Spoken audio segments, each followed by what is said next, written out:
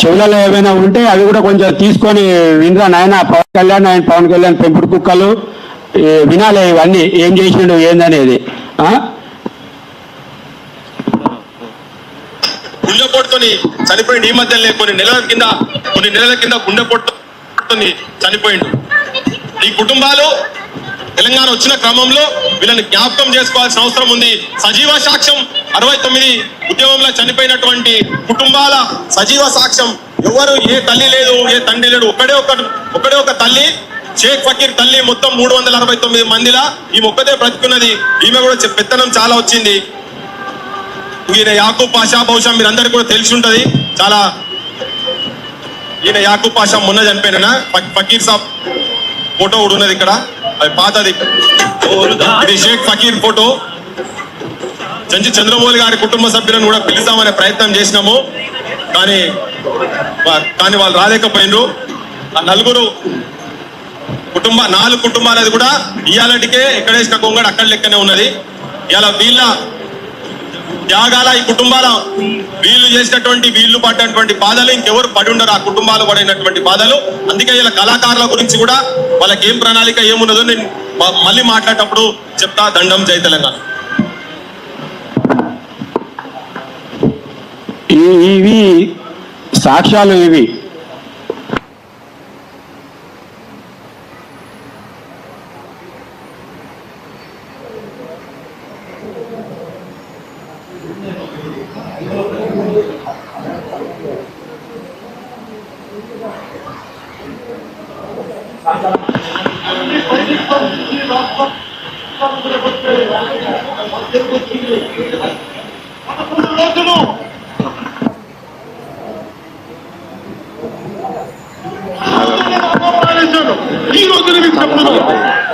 తెలంగాణ రాష్ట్రం ఏర్పడిన తర్వాత ఈ సోకాళ్ళు ఆంధ్రప్రదేశ్ డిప్యూటీ సీఎం ఇప్పుడు నిన్న ఈ ఉద్యమకారుల మీద విషయం చెప్పే ఆయనకు, ఆ పవన్ కళ్యాణ్కు ఒకసారి తెలంగాణ ఏర్పడ్డప్పుడు ఆయన ఏం మాట్లాడినా ఒకసారి ఆయన మాటలలో వినాలి. ఆయన ఎంత విషయం ఉన్నది, ఆయన మనసులో ఎంత కుట్ర దాగి ఉన్నది తెలంగాణ మీద అనేది ఒకసారి వినండి.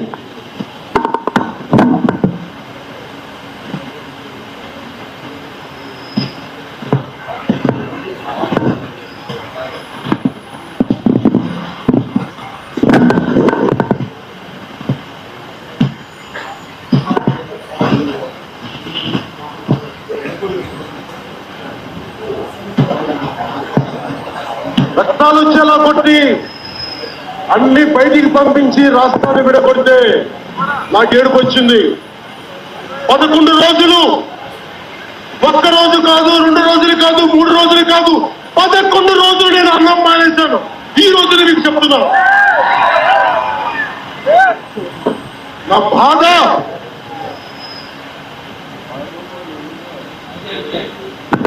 ఇది తెలంగాణ మీద ఆ ఆంధ్రప్రదేశ్ ఉప ముఖ్యమంత్రికి ఉన్న ఏంటి ప్రేమ, దాన్ని పట్టుకొని ఇక్కడ ఒక ఆయన ఈ అసలు స్థితిలైన ఉద్యమకారులను నువ్వేడ ఉద్యమం చేసినావు, ఆయన 35 కోట్లు ఏమని ఇంట్లోకి వెళ్ళి ఇచ్చినారా ఆయన, అదేమో టీటీడీ పార్టీని తీసుకొచ్చి ఇక్కడికి ట్రాన్స్ఫర్ చేసిండు.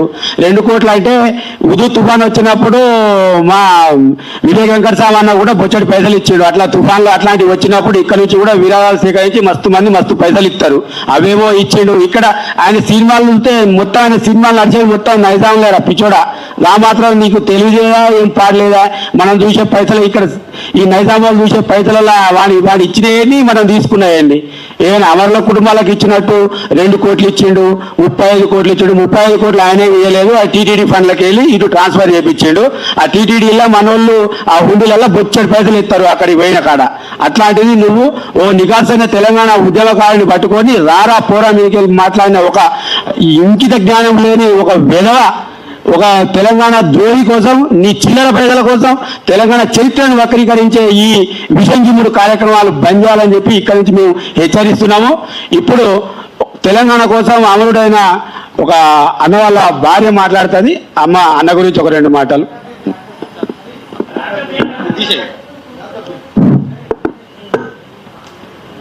మాది అమరవీరుల కుటుంబము. నా పేరు బాల్య పూలమ్మ, నా భర్త బాల్య కుమరయ్య అమరుడు. మాది స్టేషన్ కన్పూర్ పక్కన పామ్నూరు విలేజ్, మాది జనగాం జిల్లా. నాది ఇప్పుడు డిసెంబర్ 2009లో నా భర్త చనిపోయిండు. ఇప్పటి వరకు కూడా నాకు ఎటువంటి సహాయము ఈ టిఆర్ఎస్ ప్రభుత్వంలో అందలేదు, ఇప్పుడు కాంగ్రెస్ ప్రభుత్వంలో అందలేదు.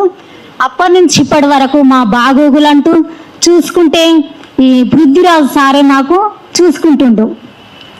ప్రతి మా కుటుంబంలో ఏ సమస్య వచ్చినా కూడా పరామర్శిస్తూ మరి పృథ్వీరాజు సారే మాకు సహకరిస్తూ మరి బాగోగులంటూ ఇప్పటి వరకు చూసుకుంటాడు. డిసెంబర్ 2009 నుంచి ఇప్పటి వరకు మరి ఏ నా కొడుకు కూడా మా కుటుంబాలను విచారించలేదు. మరి టిఆర్ఎస్ ప్రభుత్వం ఉన్నప్పుడు కూడా మరి కొద్ది 600 మందికి 570 మందికి 60 మందికో ఇచ్చి చేతులు దులుపుకొని 1200 మందికి మేము మరి ఆర్థిక సహాయం అందించిన మా కుటుంబాల వాళ్ళకి మేము ఆదుకున్నామని టిఆర్ఎస్ ప్రభుత్వం, కేసీఆర్ ప్రభుత్వం చెప్పుకున్నారు. కానీ అది కరెక్ట్ కాదు. ఇప్పుడు మరి కాంగ్రెస్ ప్రభుత్వం కూడా మేము గెలవంగానే మేము 6 గ్యారంటీలు అమలు చేసినాము. మరి అమరవీరుల కుటుంబాలని మేము ఫస్ట్ విడతలోనే నేను గెలవంగానే ఫస్ట్ మాట మేము కుటుంబాల వాళ్ళని ఆదుకుంటామని రేవంత్ రెడ్డి గారు మరి మాకు మాట ఇచ్చి ఇప్పటి వరకు కూడా 2.5 సంవత్సరాలు అయినా కూడా మమ్మల్ని ఇప్పటి వరకు పరామర్శించింది లేదు, మా కుటుంబాలను గుర్తు చేసింది లేదు. మరి మిగతా 600 కుటుంబాలు వాళ్ళని ఇప్పటి వరకు మరి నాకు తెలిసింది నేనే నిదర్శనం.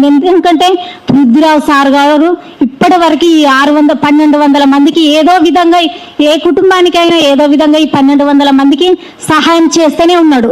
తన సాయశక్తిలా తన సొంత ఆస్తులు అమ్ముకొని కూడా ప్రతి ఒక్క కుటుంబానికి నాకు కిరాణా షాప్ పెట్టించిండు. చాలా మందికి అట్లా సహకరించిండు.